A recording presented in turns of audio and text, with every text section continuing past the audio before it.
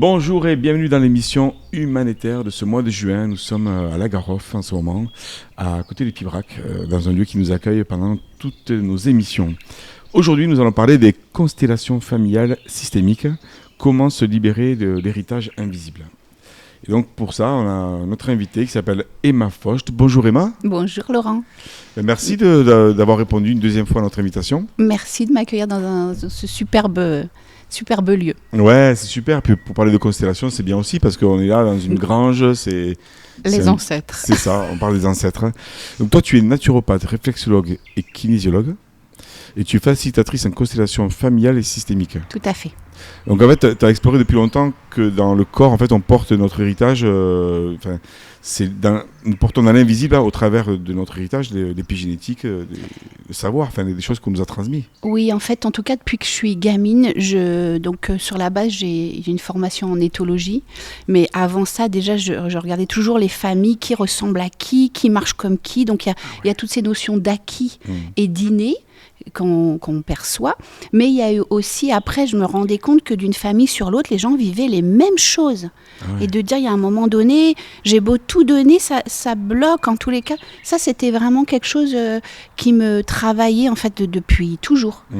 Avant, et donc à l'époque, je ne savais pas que les constellations existaient. Ah, c'est fou. Et donc du coup, comment t'expliques comment ça fonctionne en fait, les constellations systémiques J'allais dire, en tout cas, comment ça fonctionne. On va, j'allais dire, en tout cas, c'est Bert Hellinger qui a mis ça en place. Ouais. Et l'objectif, c'est que on s'est rendu compte que d'une génération sur l'autre, quand quelqu'un a vécu un trauma, et que ça n'a pas été mis à jour, en tout cas que ça a été plutôt caché, mais parfois juste par omission, parfois c'est pas par honte, c'est par juste on va pas en parler, on va le mettre sous cloche.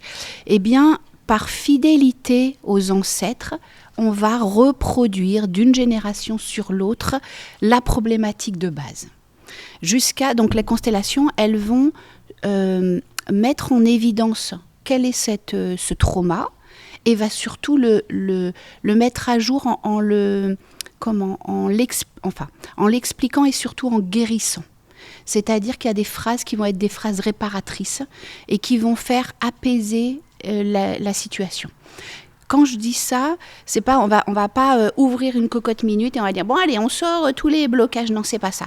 La personne, elle va arriver en constellation avec une problématique. D'accord. Ces problématiques, elles peuvent être diverses et variées. Ça peut être des douleurs dans le corps, ça peut être une maladie, ça peut être je trouve pas ma maison, je trouve pas ma place. Ça peut être à chaque fois que j'enclenche une entreprise, sa faillite, qu'est-ce qu'on pourrait avoir, des familles où il n'y a pas d'enfants, des histoires comme ça. Ça peut, en tout cas, on vient en constellation pour ça. Et à la base, comment ça va se régler ? Donc, c'est-à-dire on part d'une problématique concrète. Les personnes qui viennent pour dire j'ai un mal-être, ça nous va pas. J'ai pas confiance en moi, ça nous va pas. Il nous faut vraiment, j'ai pas confiance en moi dans mon travail, ou bien j'arrive pas à devenir la personne que je suis. Je trouve pas ma place. Je suis ni à ma place à la maison, ni donc dans ma famille, ni dans mon travail. Je sais pas. Tout ça, toutes ces questions de place, c'est très clair pour nous en constellation. On peut les mettre en évidence et surtout, on va pouvoir réparer. Donc la personne, elle arrive avec sa problématique et nous, on va commencer à poser. Donc quand je dis nous, c'est parce que je fais les constellations familiales avec ma sœur, Alexandra. On est ensemble parce qu'on s'est formés ensemble et on est très complémentaires, donc ce qui est un cadeau pour mener les constellations. Donc on va d'abord poser des questions sur les ancêtres. Est-ce qu'il y a eu, quelles étaient les relations avec tes parents ? Et puis les parents, combien il y a eu d'enfants ? Et est-ce qu'il y a eu des fausses couches qui ont été reconnues ou pas ? Est-ce qu'il y a eu des enfants morts-nés qui ont été placés ? Toutes ces infos, et donc tant que c'est caché, ça ne permet pas de se sentir mieux après. C'est-à-dire cet élément, on va dire ces personnes qui sont, c'est par exemple ces enfants qui n'ont pas été reconnus dans la descendance, ça peut être des enfants on peut devenir les enfants qui suivent peuvent devenir des enfants de remplacement, et pour ça ils peuvent pas devenir eux-mêmes. Donc surtout, donc, quand on reçoit la personne, on va poser la problématique, on va échanger sur la famille, s'il y a des anecdotes particulières, est-ce qu'il y a eu des suicides, est-ce qu'il y a eu des personnes qui ont fait faillite, est-ce qu'on essaye de faire le panel de tout ce que la personne sait, et ensuite, on va mettre en constellation. Donc il y a du monde, en fait, toujours, il y a... Voilà, donc nous, on fait les constellations systémiques en groupe, D'accord. en collectif. Alors pourquoi ça s'appelle systémique ? C'est-à-dire que les constellations, l'objectif c'est de mettre les choses dans l'ordre. Donc on ne parle pas d'amour, on ne parle pas de pardon, parce que tant que chacun n'est pas à sa place, on ne peut pas aimer. C'est que quand l'ordre est calé que l'amour arrive.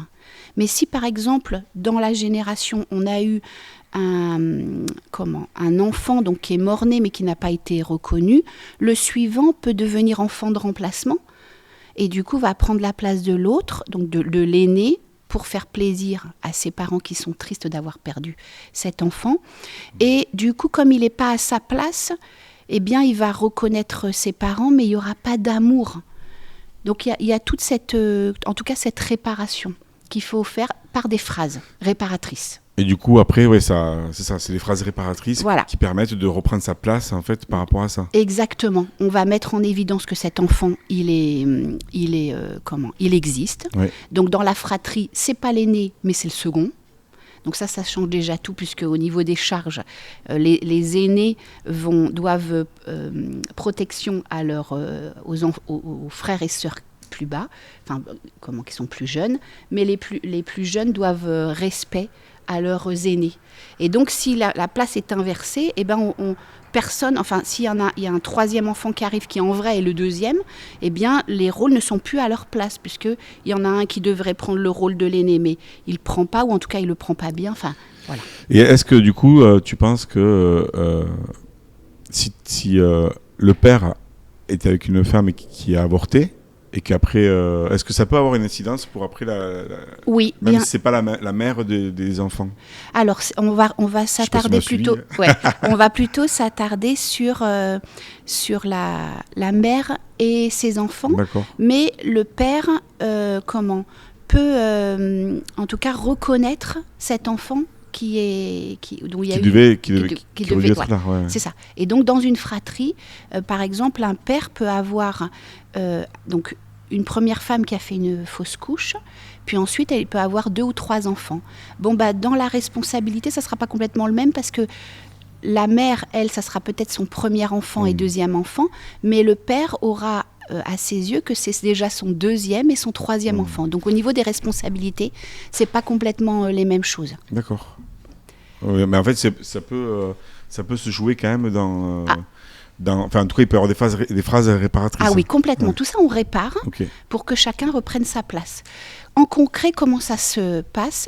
C'est qu'une fois que la problématique est calée et qu'on a compris la situation, qu'on a posé la situation, ça se fait en groupe, c'est-à-dire qu'on est 8, 12 ou 15 personnes. Et la personne qui fait sa constellation, on l'appelle la constellée, la personne constellée, et elle va aller chercher dans le public des représentants que nous, intuitivement, on va choisir qui devraient répondre à la problématique. Nous, on est juste des facilitatrices, c'est-à-dire qu'on va mettre sur... Donc la personne, elle va aller chercher dans l'assistant, tu veux bien jouer mon père, l'ancêtre à l'origine de la problématique, et parfois aussi on peut choisir comme des valeurs, la confiance en soi, mais aussi une maison, ça peut être aussi un pays, ça peut être aussi la guerre, les gouvernements, enfin voilà. Mais presque là, on se dit qu'on pourrait faire ça toutes les semaines. Non mais c'est vrai, parce que quand tu dis ça, mais tu dis mais il y a toujours un truc à travailler, que ce soit en famille ou que tu parles de confiance, dis attends, j'ai une question moi, cette semaine. Alors effectivement, en tous les cas, il y a des choses en tout cas qui sont importantes, mais du coup je vais parler de 2 anecdotes pour donner un petit peu un point de vue différent. Donc il y a eu une fois une personne qui est arrivée qui pouvait pas avoir d'enfant. Et donc c'est pas qu'elle ne pouvait pas avoir d'enfant, c'est qu'à chaque fois elle faisait des fausses couches. Cette jeune femme, elle est venue donc en constellation et en fait, avant elle, il y avait eu différentes fausses couches, mais il y avait eu surtout un enfant, une petite fille qui était arrivée presque à la fin de la grossesse. Et la mère était restée dessus. Et du coup, cette jeune femme qui faisait la constellation avait donc joué le rôle d'enfant de remplacement et du coup n'était pas à sa place. Donc elle jouait un enfant qui n'existait plus pour rassurer son parent. En tout cas, on parle de la mère, mais aussi du père. Et donc, du coup, nous, on a fait les phrases réparatrices. Elle s'est rendue compte qu'elle n'était pas unique, mais qu'elle était la 5e ou la 6e d'une fratrie et qu'elle-même, elle était enfant de remplacement. Ah ouais. Et donc, une fois que la constellation, les phrases ont été en réparation, 3 mois plus tard, elle est tombée enceinte. Le bébé est arrivé et 3 mois suivants, elle a remis en place, sans le faire exprès, entre guillemets, une 2e grossesse. Et c'est fou. Donc ça, c'est une première anecdote. Tout s'est remis dans l'ordre, en fait, comme tu dis. En fait, c'est que voilà, en fait, c'est ça que tu parles de l'invisible, c'est que tout est énergétique finalement. Et voilà. Et donc, si on règle quelque chose, ça règle sur les générations avant et après. Et du coup, ça permet, j'allais dire, d'aplanir la situation. Une autre anecdote, parce que en tant que constellant, on va régler notre famille, mais en tant que participant, on va aussi régler pourquoi on est appelé parfois sur un tapis. Ah ouais. C'est parce qu'en fait, les histoires, c'est comme quand on voit en mathématiques là, les cercles où il y a bijection, là, vous vous souvenez ces trucs où en fait... moi, je n'étais pas bon en maths, ne me parle pas de maths. Mais moi, je sais juste ces souvenirs où tu as un cercle, un autre cercle, et puis parfois, il y a une unité là. Ouais. Eh bien, c'est ce qui se passe en constellation, c'est-à-dire qu'on peut être appelé sur un tapis pour régler un problème. Nous, on est juste appelé, mais ce qu'on va jouer se joue après dans notre vie. Donc là, par exemple, c'est une femme qui est appelée. La problématique, c'est une relation entre mère et fille qui ne se passe pas bien. Donc elle est appelée pour jouer le rôle de la fille. Elle ressent beaucoup de colère pendant sa constellation, qu'elle exprime, etc. On fait les phrases réparatrices, et c'est tout. Le lendemain, elle croise sa fille par hasard, mais sauf qu'avec sa fille, elle avait aussi une mauvaise relation. Et du coup, elle s'est retrouvée à la place, les émotions qu'elle avait la veille en tant que en tant que jeune fille dans la constellation. C'est ce que sa fille, en fait, elle a compris que c'est ce que sa fille, elle ressentait. Et du coup, elle a utilisé les phrases des constellations qu'elle avait entendues de l'hypothétique mère de l'autre constellation. Mais là, cette fois-ci, elle l'a dit à sa fille. Et donc, il y a eu une meilleure compréhension, il y a eu une reconnaissance. Et j'allais dire, les relations, elles se sont améliorées. C'est fou. En fait, ce que je trouve génial là-dedans, c'est que moi, je suis très sensible au non-dit.